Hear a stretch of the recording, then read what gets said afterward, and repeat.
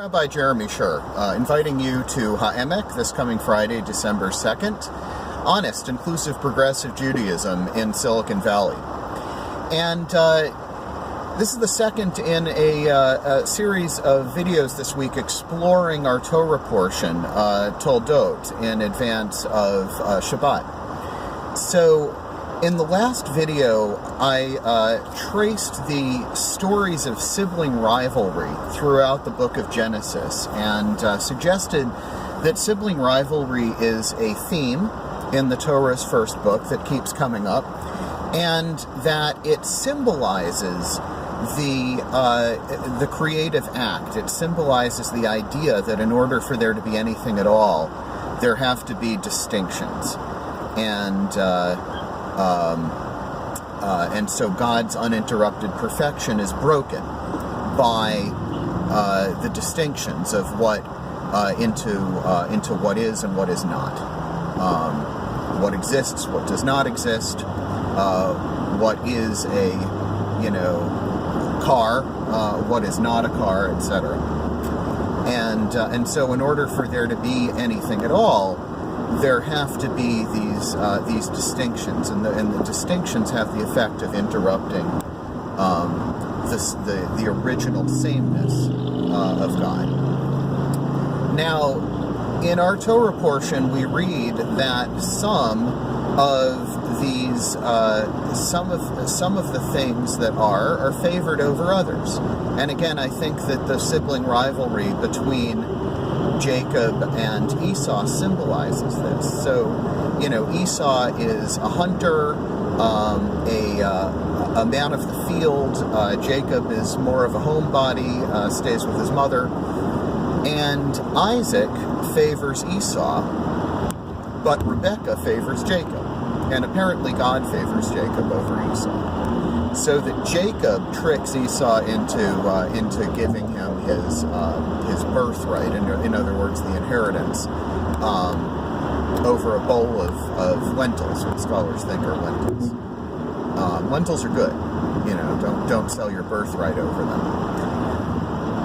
But this whole idea of birthright, that one sibling has it and the other sibling does not, and that moreover, God ultimately sort of chooses down whose line that line of special blessing goes, is to me again symbolic of the imbalance introduced by the creative act. So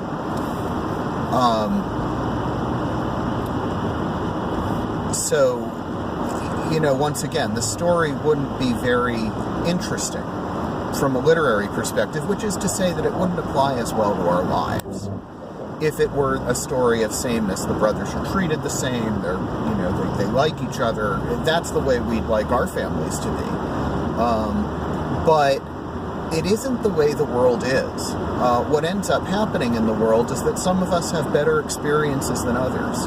There's no question that we're all family in the world. I would hope that's not a question. It says in the Mishnah, actually, why did God create the world from Adam? So that no one would boast of their lineage and say that my father is greater than yours. In other words, my family, my heritage is greater than yours. One would hope that we'd all remember that. But some of us have it better than others. Some of us have it easier than others. It isn't fair. And that sense of unfairness is exactly what we have to work through as human beings in order to come to building a world of love. The brothers have to reconcile. That's the way the story goes. And in order for the brothers to reconcile, the brothers have to be apart. And in our portion, the brothers are very much apart. And so it leads to resentment. And it leads to conflict, and it leads to military strife, and it leads to death, and it leads to bloodshed. And that is the reality, unfortunately, that we have in our world at this time. And I'm afraid, I say with the expectation and the fear that we may be looking, unfortunately, at more of this to come in the next few years. So, and I don't want that to happen, but I think that we may be heading toward that. And it's all about the brothers being apart. It's all about the resentments that are caused by the fact that some people have it easier than others.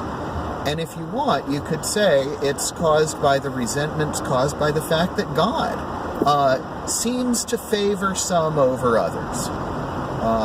If favor has anything to do with having a better life, having the chance to realize your human potential, etc. And I think it's our challenge as human beings to work through those differences and eventually to reconcile. But, that isn't easy. We don't just go and reconcile with our brother. It isn't possible for Jacob to come to Esau without acknowledging the trickery, without acknowledging that, even though for whatever reason that outcome in our text, in our story, might have been preordained, what Jacob did wasn't right.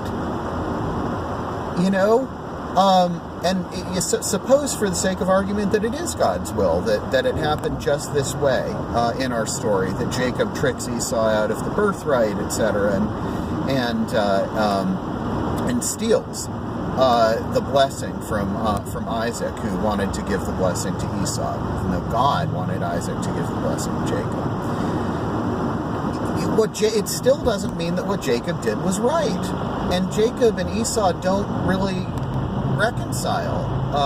They have this kind of standoff at a mountain pass, and they divide their territory, and they decide that it's ultimately best for us probably not to be so close together.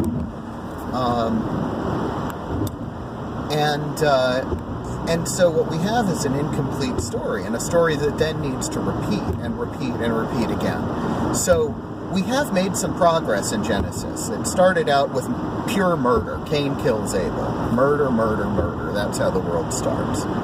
We've made a little bit of progress from murder.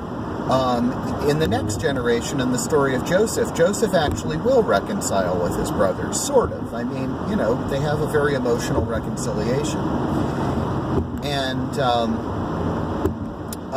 And here we have this kind of incomplete. We have an acknowledgement that something happened that wasn't so great between these two brothers. And I do think that's our first step. So, if we want to get to everybody getting along, we have to start by admitting that things happened that weren't right. And if we find ourselves in a position of favor, let's take the example of race. I'm a white person. I mean, I'm a Jewish rabbi, but I'm certainly white. Take this off, and most people out here in San Francisco would not guess that I have an identity other than as a white American, and I put it back on, and I still have an identity as a white American, even though I'm also a Jewish rabbi. That makes it easier for me to do things like, I went through the toll booth without paying. They're going to send me a bill, but it seemed like I only had $4 in the car, and the toll was $6, so I'm probably going to get a ticket. Could have had an interaction with the police. It seems like that's not going to happen here, but, it's a perfect example. I'm driving in my car alone, and I'm, I made a mistake. Innocent mistake, but it could have led to an interaction with police. That, for some people, is deadly. You remember Sandra Bland? An interaction with police turns deadly. There are just so many incidents that I could recount of, I'm thinking right now of African American people whose innocent encounters with police have turned deadly and have resulted in their death. And that isn't right. And so I say, I'm sort of able to do things over here in society that people of other races have great difficulty with, and that's not fair. And, in my case, I didn't even create that situation. I didn't ask for it. I'd honestly prefer it not exist. but it's here, and it has to be acknowledged. And so there's a power dynamic. Jacob ends up having power in this portion. God's blessing is power for Jacob. Later on in Jewish history, the rabbis kind of identify, the rabbis don't like Esau, the rabbis identify Esau with Rome. And there's this idea that Esau is now in power, and Esau, hates us from a place of resentment. So those politics of resentment are very, very familiar, unfortunately, I think, to just about anybody who's versed in the Middle East, in the dynamics of race in the United States. It's resentment, it's animosity that's born of a sense of unfairness, and we have to work through that. But before we work through it, the prerequisite is that we have to acknowledge that something unfair happened. And, I think the Torah gives us a clue to how to do this. South 101, pardon me for a moment. I think the Torah gives us a clue to how to do this in the book of Deuteronomy, because it also says, despite all the tension between Jacob and Esau, it says, "You shall not hate an Edomite, for he is your brother." An Edomite, Edom is the nation that is thought to have descended from Esau in the Bible. So you shall not hate a descendant of Esau. A descendant of Esau shall not be abominable to you, because he is your brother, because you're family. So the Torah plants a seed of at least conscience here. Reconciliation turns out to be quite a lot to ask right away. But conscience as a first step, and is saying, I recognize that we're family. Your needs are my needs. I don't just get to turn my back on Black Lives Matter, for example, or because maybe somebody said something that made me feel bad within that movement. I don't just get to turn my back on the issue of, deportations or rounding up Muslim Americans. I'm very proud of the Anti-Defamation League this week for its president saying that he will be the first to register if the government starts registering Muslims. So, because we're family, we need to be sure that people's troubles matter to us at all. And the first step is to say, hey, when you're hurting, it hurts me, and I volunteer to take on some of that risk and some of that trouble to the extent that I can. And I think that, I think that's what it means not to hate, not to have them be abominable. Because when we don't care, when we turn our backs on the troubles of other people, what we say is, well, they don't deserve as much good as we deserve.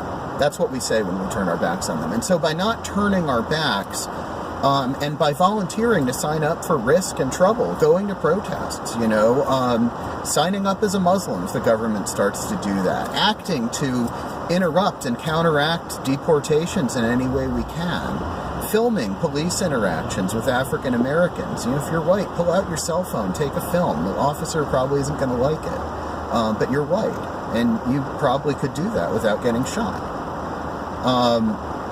Signing up for some of that risk is our way of saying we're family.